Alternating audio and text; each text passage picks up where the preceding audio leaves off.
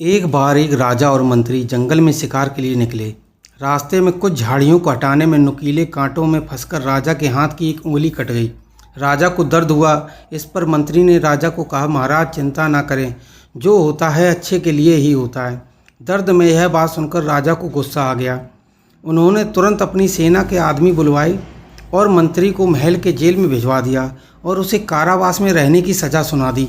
राजा के आदमी मंत्री को ले गए और इधर राजा जंगल में आगे बढ़ा। आगे जाने पर कुछ कबीले वालों ने राजा की बलि देने के लिए राजा को घेर लिया।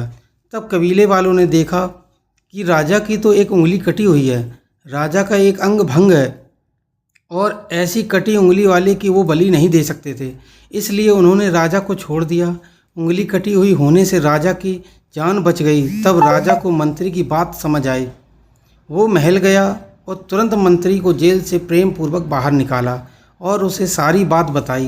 राजा ने मंत्री को कहा, भगवान ने मेरी तो जान बचाई, लेकिन मैंने तुम्हें अपमानित किया, जेल भेजा, इसमें क्या अच्छा हुआ।